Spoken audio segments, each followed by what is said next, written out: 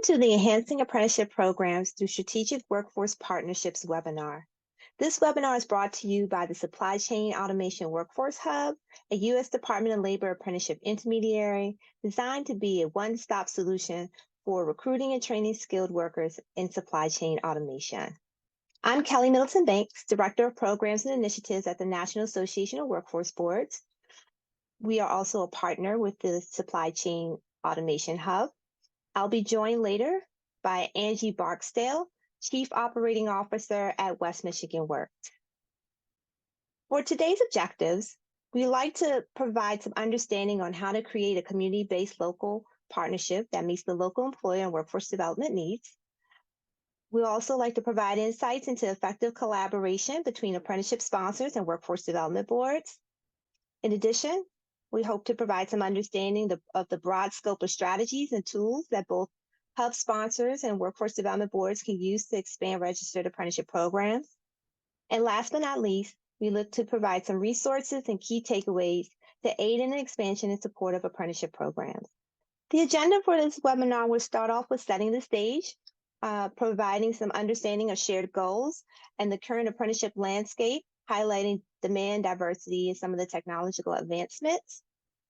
We'll then move into strategic workforce partnerships, where you'll hear from Angie Barksdale, lessons from West Michigan Works, and the role of workforce development boards in expanding apprenticeship, including funding strategies and policy implementation.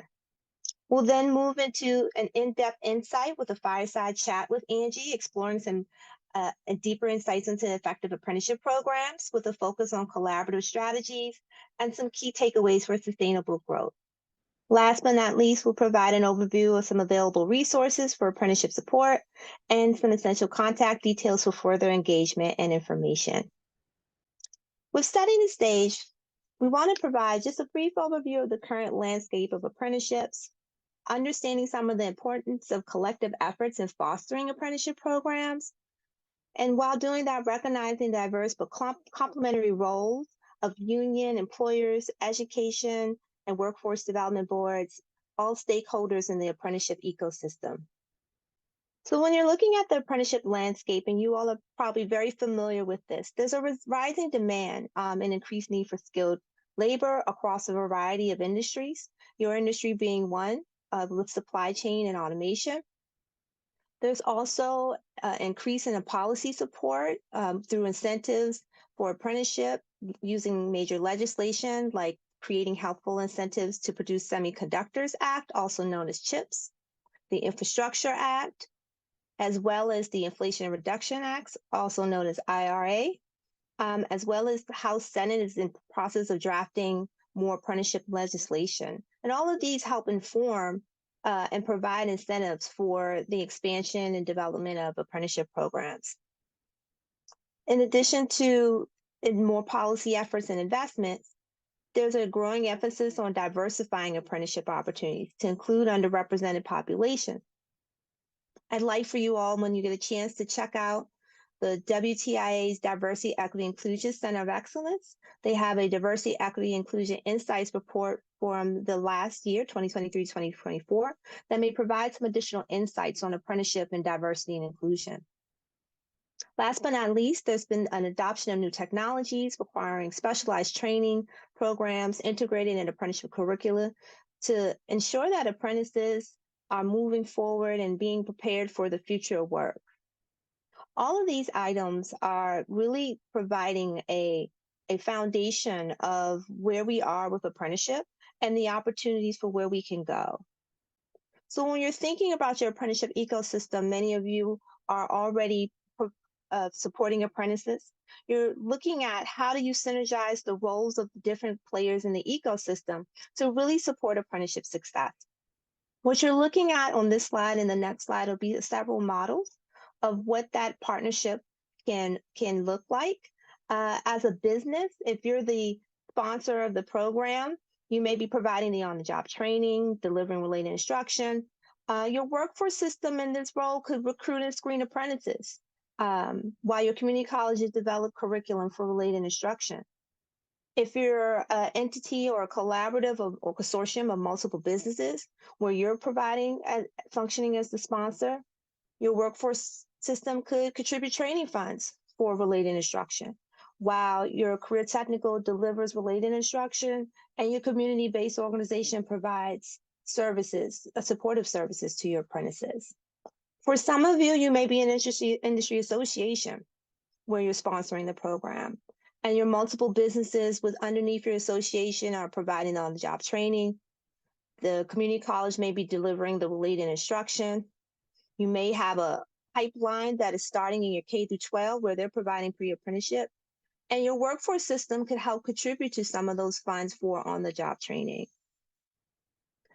And then you may be a labor organization as the sponsor, where the businesses that you're representing provide the on-the-job training, while the career technical schools helps deliver some of that related instruction.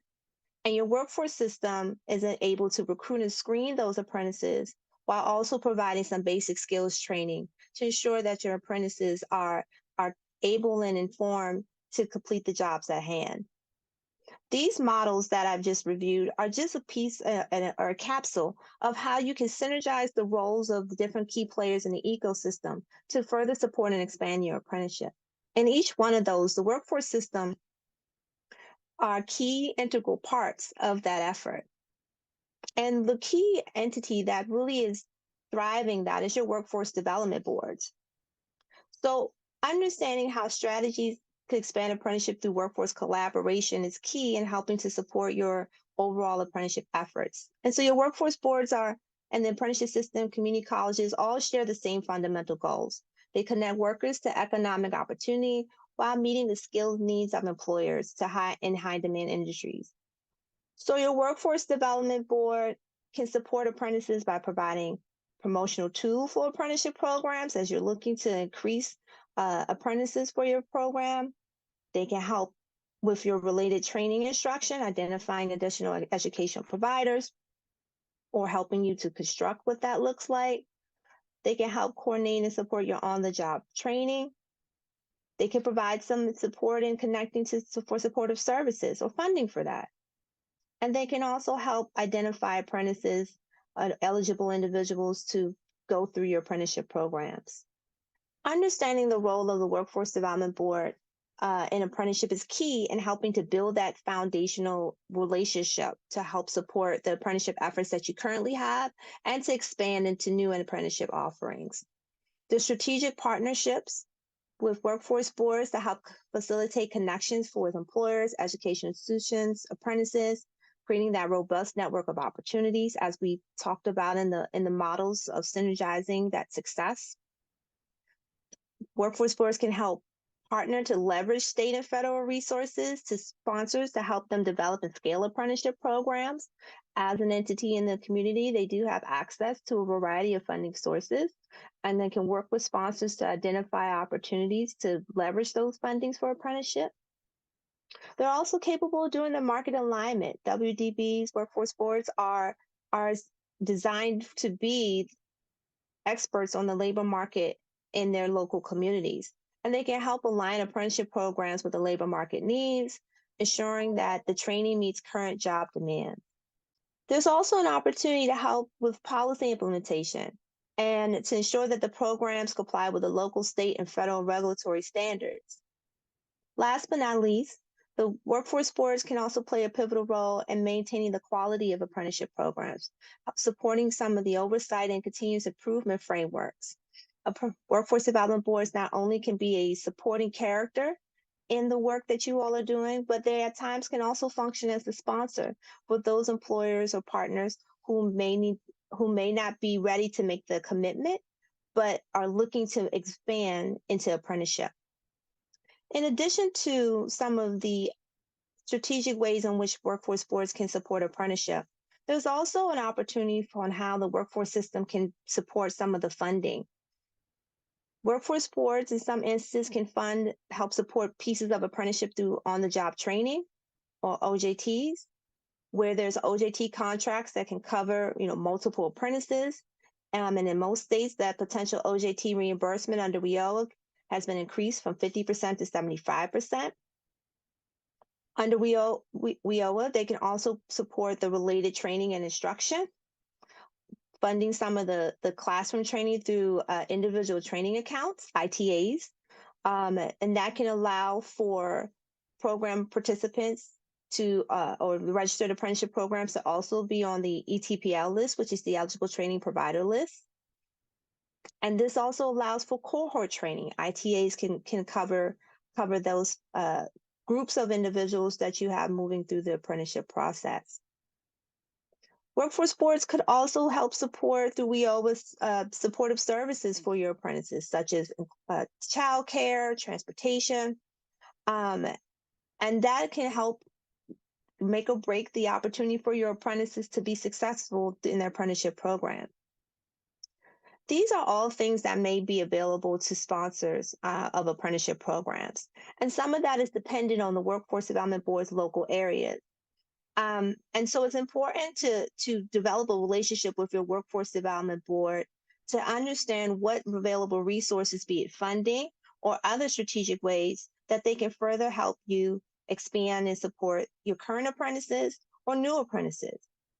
We'll be holding another webinar in the near future that goes a deeper dive into the different funding streams, as well as different funding resources to support and expand your apprenticeship programs. Now would like to go to strategic workforce partnerships, lessons learned from the field. And I'd like to turn it over to Angie Barksdale of West Michigan Works. Angie is the Chief Operating Officer of West Michigan Works, covering 7 counties in Western Michigan. She's a longstanding experience in workforce development, supporting a variety of initiatives, and apprenticeship being a key integral part of the West Michigan's workforce development strategy. Thank you, Kelly. Glad to be with all of you today. As we begin the presentation, I think it's important for us to first level set and have some understanding about local workforce boards and their roles and responsibilities before we discuss how one might partner with them in your apprenticeship work. So local workforce boards in the United States are structured in accordance with the requirements of the Workforce Innovation and Opportunity Act, also known as WIOA or WIOA. WIOA outlines the composition and the functions of the boards and ensures that they effectively carry out workforce development activities in their respective regions. Here's an overview of a typical structure of a workforce board. There is the workforce board itself, which is required to be comprised of 51% private sector business. There's also requirements for union representation, training representation, youth program representation, adult education, economic development, and vocational rehab, along with other local requirements. Along with the workforce board, there's also a requirement for the designation of a chief elected official. That chief elected official or local unit of government has responsibilities in the carrying out of the work of the board and WIOA. There's, of course, bylaws and procedures and appointment processes.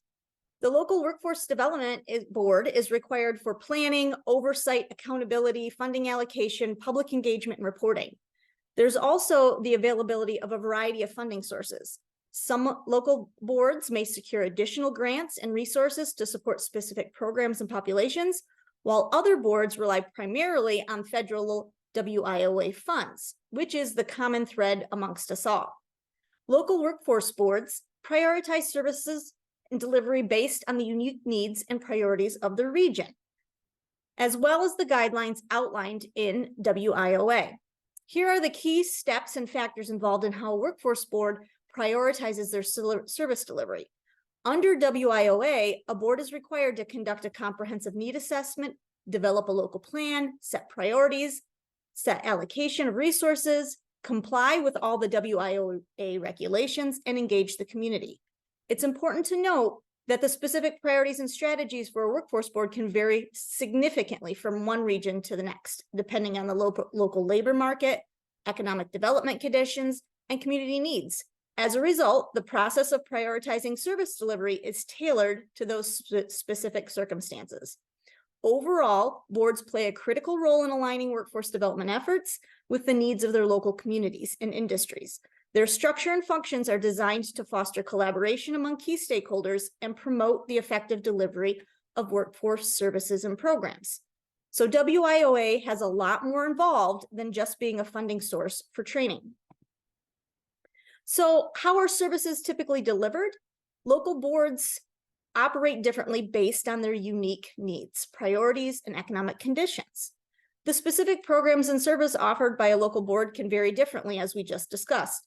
While core services are consistent across the country, some boards may develop unique programs and initiatives tailored to their specific region.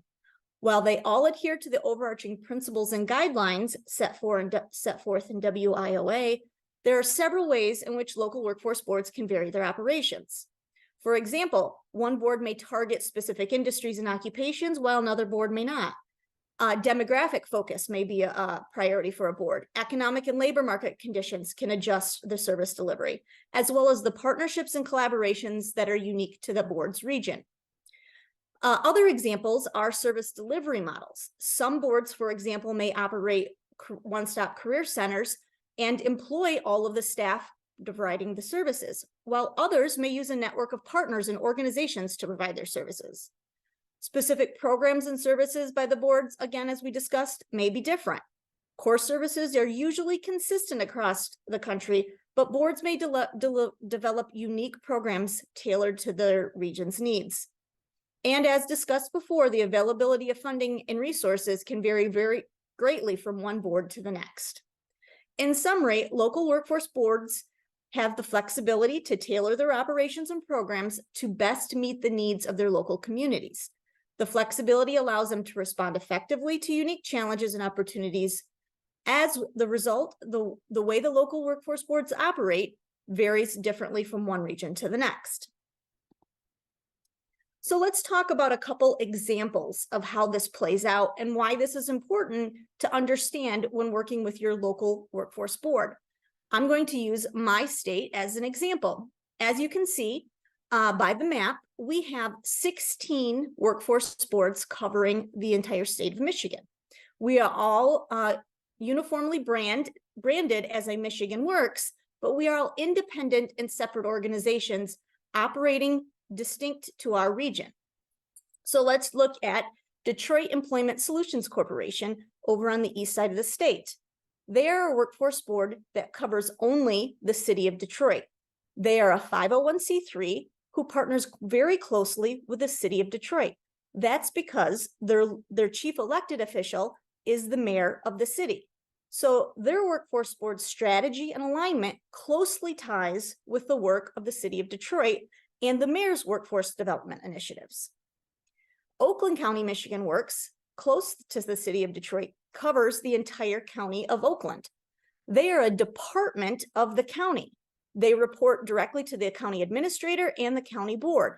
So their work is tied closely to the county's initiatives and what they're doing in terms of economic development and workforce development for their region. The Upper Peninsula is one workforce board. So imagine serving a rural demographic area that covers that much geography with a limited amount of resources. So their service delivery model and priorities and initiatives vary greatly than what you see in the city of Detroit or Oakland County. Then moving on to my local home region, letter F on the map, West Michigan Works. We cover 7 counties surrounding the greater Grand Rapids area. We have rural counties and we have urban communities like Grand Rapids and Muskegon. We have 14 chief elected officials that partner with our workforce board. Those represent our 7 counties and the city of Grand Rapids. The strategy for our work is much different than our friends on the east side of the state. Another differing factor is we provide all of our services directly, meaning all the staff providing programs in our workforce development area work directly for our organization. Whereas in Oakland County and the city of Detroit, they work with a network of partners where they contract out their services to be deployed in each of their communities. So very different service delivery models based on our local structures and the needs in our communities. So I felt it is important to set the context of understanding that why boards are so different and how you approach them in partnership may depend on how their structure is for their region. So let's talk a little bit about our work, West Michigan Works, in the space of apprenticeships. Our journey began in 2014, 2015, primarily driven by the work of our industry councils. To date, we have 5 industry councils that are uniquely branded that we support and staff with a full-time staff person. In 2014, 2015, we only had established 2 of the 5, Discover Manufacturing and West Michigan Health Careers. These councils are employer-driven and focus specifically on talent pipeline pain points within their industries. We focus on these 5 industries because that's what the data tells us. These are the most in-demand industries in our 7-county region. So our journey into apprenticeships started with conversations specifically with our healthcare partners. A couple of our large healthcare organizations were both having issues with the occupation of medical assistants, and came to the realization in conversations that we were having with them that they were just stealing each other's talent. So in order to help address the bigger picture issue of a pipeline of medical assistants for many healthcare organizations in our region, we began to bring those partners to the table to have conversations on how we may think more strategically and long-term to help the system in the region, not just one individual employer. The conversation went into the space of apprenticeships, which was unique in that at that time, medical assistant apprenticeships were not actively being engaged across the country. So we embarked in these conversations, not only with our healthcare facilities, but our local community colleges. We have 3 in our 7-county region that we partner with. With that, we embarked in deploying our first ever registered apprenticeship program that we held the sponsors for as a workforce board. And the reason we played that role is because we worked to align the needs of multiple employers around one particular occupation. They all agreed to sign on to the same standards. We then worked with our community colleges, who all 3 aligned their training programs to provide the technical training for that one standard program that we registered with the Department of Labor. We now run that program in cohort fashion, recruiting candidates on a semester basis based on the number of openings the employers who are signed on have at that period. So from there, we've expanded our work in multiple areas within the apprenticeship space. Working with our industry councils, we have registered several other cohort-based programs, but we also work closely with our partners and employers and our training and union organizations within our region to assist them in promoting the apprenticeship programs that they hold, as well as helping to recruit candidates. So in our region, we really view ourselves, the workforce board, as really a neutral convener. There's multiple stakeholders and partners involved in the successful deployment of our apprenticeship programs, and we only play one part of that. We need all of the other partners at the table to work collectively to make the program successful. Where we see ourselves as the workforce board filling a role is assisting, for example, in process improvements and improved structure to better meet the demand. As we discussed, all workforce boards work with federal funded programs, WIOA, for example. So most boards are well versed in dealing with Department of Labor regulations and paperwork. We also have close ties to the Department of Labor, so acting as a liaison, if needed, is a role we've played. We've helped to simplify the registered apprenticeship program, lessen the paperwork. We provide assistance in recruitment. We provide flexibility, programming that we locally control with the employer in the seat or us in the seat, depending on who is sponsoring the program. Collaboration with industry employers as a member of the Registered Apprenticeship Industry Committee. We also have access to programs at the high school. One of the roles our industry councils play is connecting to the K-12 system in providing career exploration and highlighting occupations within their industries. And workforce boards, as we all know, and part of this conversation, can provide potential for access to funding. So a little bit more about the work we have done here in West Michigan. Here's a list of the programs that we hold the sponsorship for. So in most of the cases, multiple employers are signed on to utilize these sponsored programs. Our niche really is working with those small to mid-sized companies who don't have the capacity to hold their own standards. Most of the work, or a lot of the work, is expanded into the non-traditional fields of healthcare, IT. We are also working actively right now on expanding this work into our agribusiness industry, which will broaden our scope as well. So a little bit about the data. This is our current active registered apprenticeships this calendar year in our programs. As you can see, we have about 130 active apprentices participating with 75 different employers across the 4 industries we currently hold standards within. You can see some of the outcome data. We're excited about this work, but what is also important to point out, which is not on this slide, is when we look at the number of individuals enrolled in some of the programs and funding sources we operate as a workforce board, that number is over 540 participants that we help support. So you can see that our work in apprenticeships as a local workforce board isn't limited to the programs we hold the standards for, but also we work collectively with our local employers and our union facilities who hold their own standards. So ways we help support those programs are things like recruitment. There are potential for us to help pay for the classroom training portion of the apprenticeship program. There is opportunities for us to potentially help with on-the-job training portions of the apprenticeship program. We may only help in providing some support services. Again, all of it depends on the particular funding sources we may have available, the eligibility of the participant or the employee who is going into the program, and the apprenticeship program itself and how that program is set up to align with the requirements of the different funding streams. So in closing, the key I want to express in working with your local workforce board is it's all about relationships and finding out what exactly are the priorities and initiatives for the local workforce board in your region.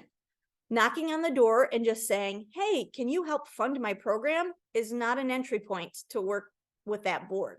As we talked about at the beginning of the presentation, a workforce board has a variety of other requirements and duties that under the WIOA program, along with all of the other work that they're doing. So finding where there are collective points of communication and collaboration where that's mutually beneficial for both of you is a place to start the conversation. Be curious, ask questions. Don't make assumptions about what the board should and shouldn't do. I look forward to having further conversations. If you have any other questions, feel free to reach out. Thank you. Now we'd like to move into in-depth insights with Angie Barksdale, where we'll talk a little bit about collaborative strategies and some key takeaways for sustainable growth. So again, we're here with Angie Barksdale of West Michigan Works, and wanted to have a follow-up conversation with you about some of the items that you talked about, and hopefully provide some more insight to the hub sponsors that are listening to this webinar. So our first question I have for you is, who should sponsors reach out to at their local workforce development board to build a relationship to support their workforce efforts and apprenticeship programs? I think there's a couple places to start. If your local workforce development board has a business services or a business solutions division, that's a great place to start having a conversation about where there might be some partnerships and leveraging collaboration opportunities. If the local workforce development board doesn't have a business solutions or a business services wing, I think starting with the director or the CEO of the workforce board to really begin to broach the subject of where is there an opportunity for us to leverage each other's strengths and programs to better service the community. Awesome. And that's really helpful because I think a lot of times folks are trying to figure out where their entry point is. So thank you for that.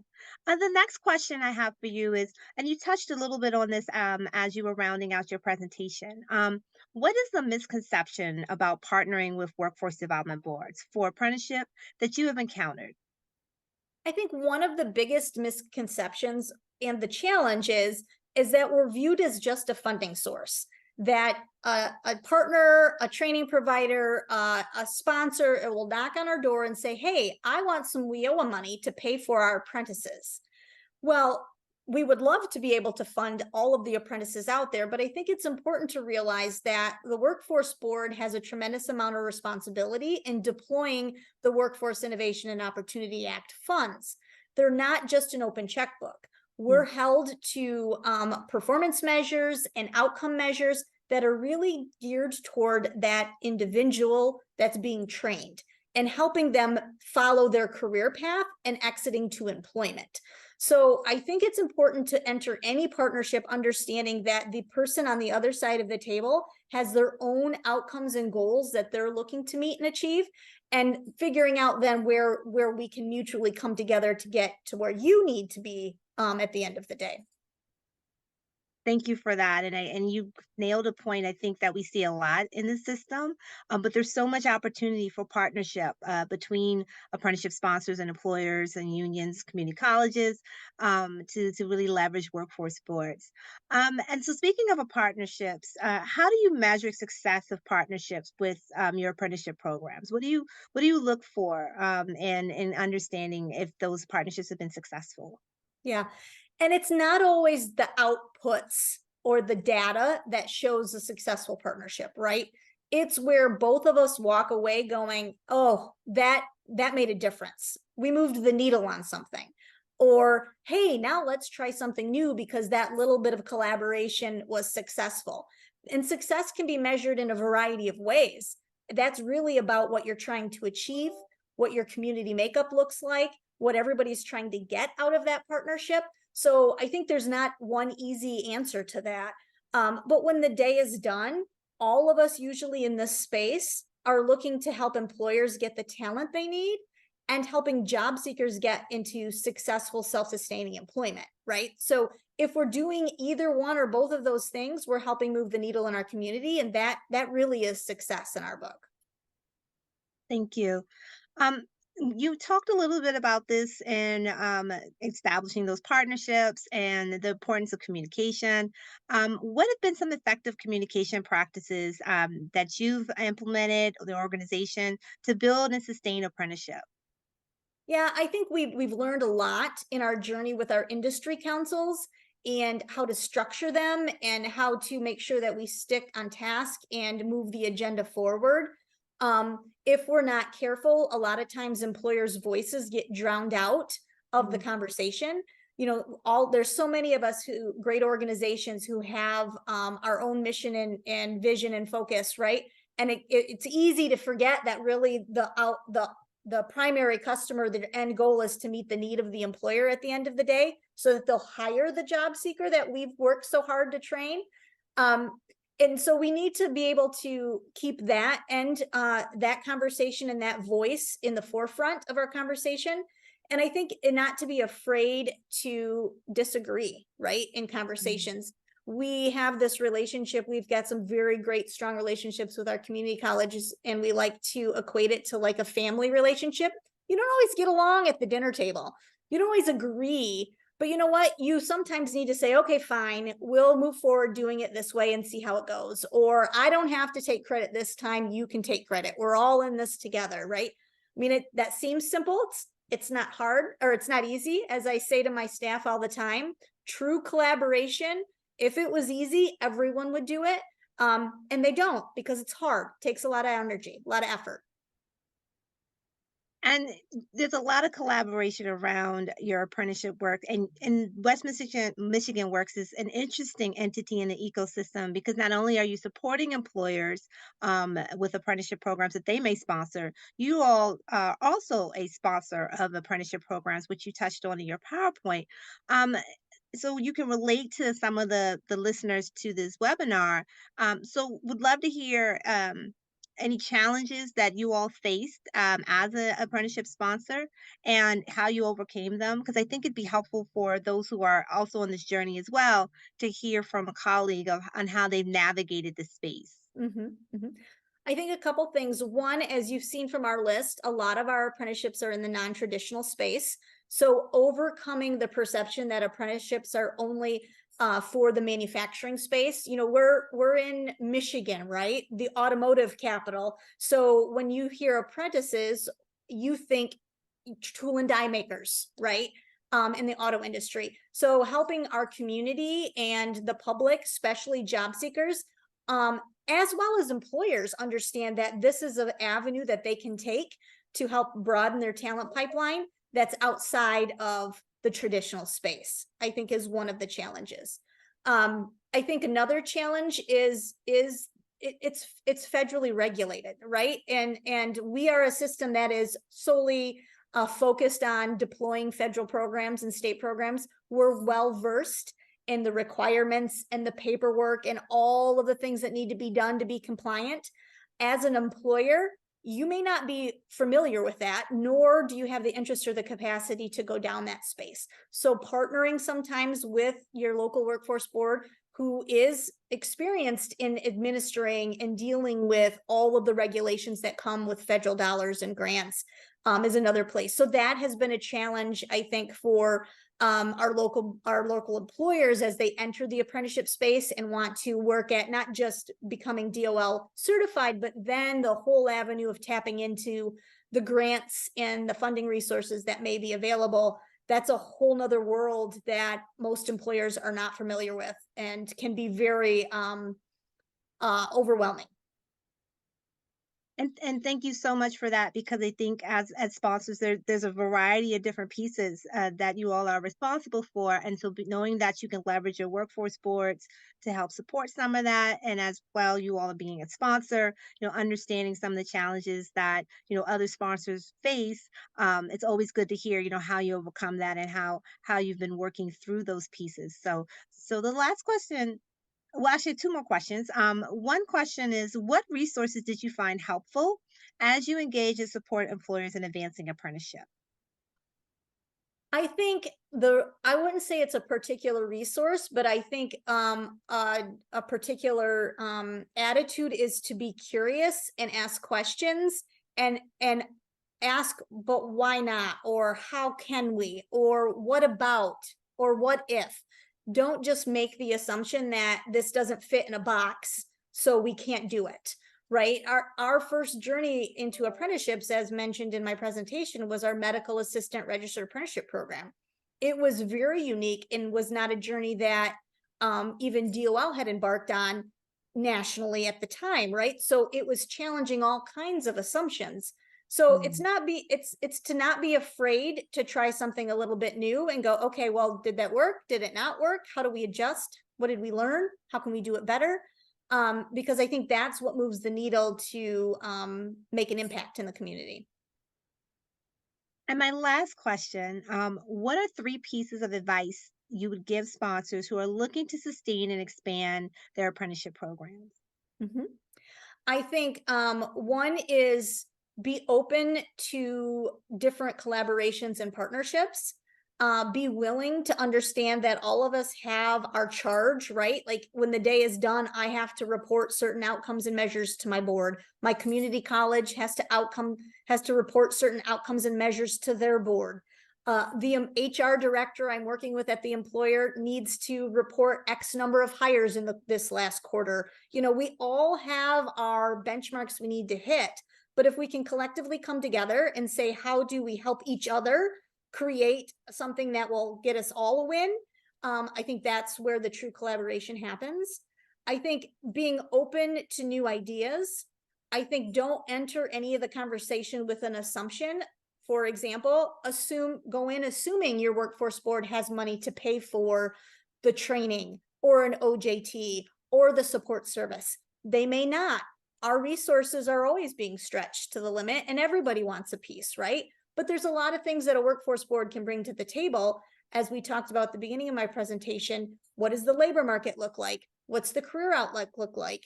We're charged under WIOA to be looking at those things. Can we help with recruitment and promotion versus just funding certain things, right? But that needs to be an open, fluid conversation as things adjust and move along in our communities and in our labor market.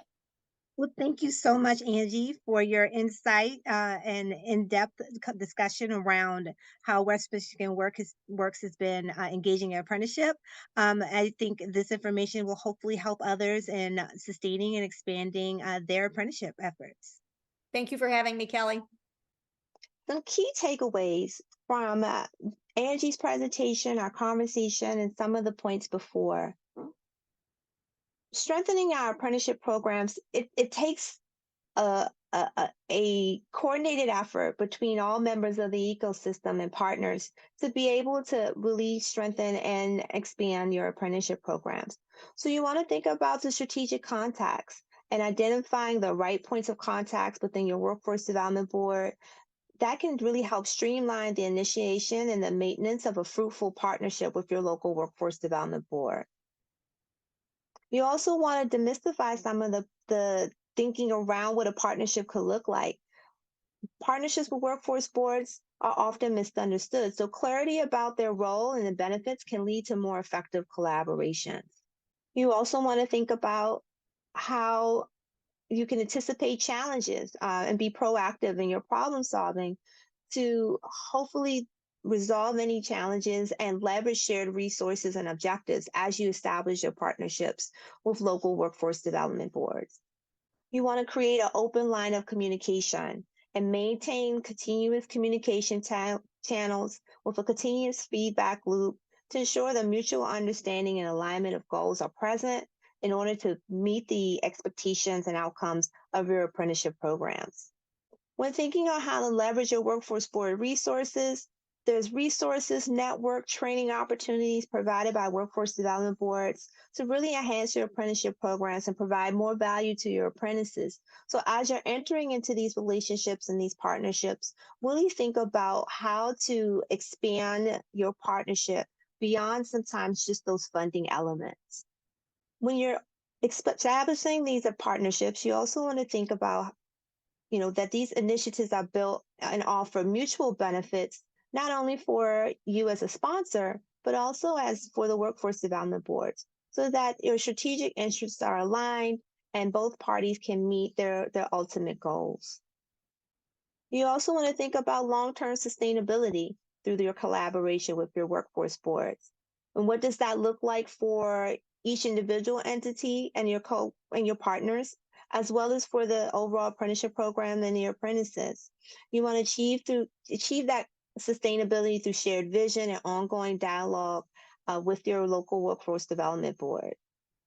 And you want to be innovative and you want to adapt. I think, for the last several years of finding our ways to adapt and change and innovate with the new world that we are now entering in. And so you want to be able to be prepared to adapt to the industry changes. And you want to ensure that your partnership reflects that.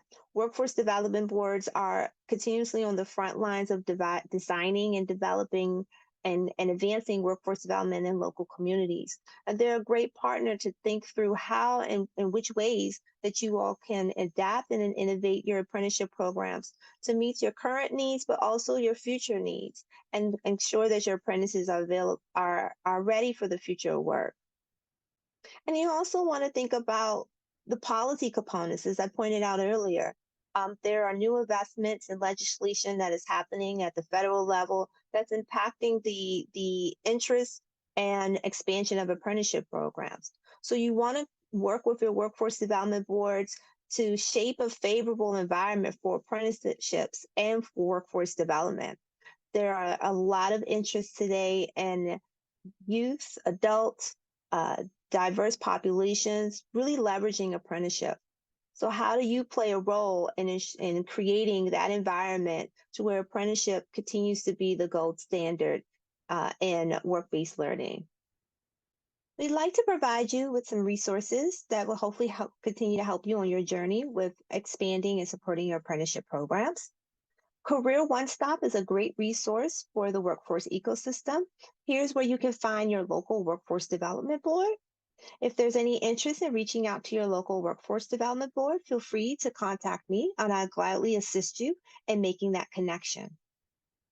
In addition to Career One Stop, Workforce GPS is a great resource with multiple communities and resources to support the advancement of workforce development ecosystem. And they have specific resources for apprenticeship. So we included one of the pages that they've curated several apprenticeship resources. The Registered Apprenticeship Technical Assistance Center of Excellence for Strategic Partnerships and System Alignment is one of several of the centers of excellence sponsored by the U.S. Department of Labor. The Systems Alignment and Strategic Partnerships Center of Excellence is focused on helping the ecosystem of apprenticeship programs, of apprenticeship partners, workforce development boards, community colleges, industry, to align their efforts to better support and expand apprenticeship programs. If you're interested in also to identifying some of the other centers of excellence for registered apprenticeship programs, we've also included that information as well. Last but not least, a website that you all are probably very familiar with is apprenticeship.gov, which is the one-stop source to connect career seekers, employers, and education partners with apprenticeship resources, sponsored by the U.S. Department of Labor.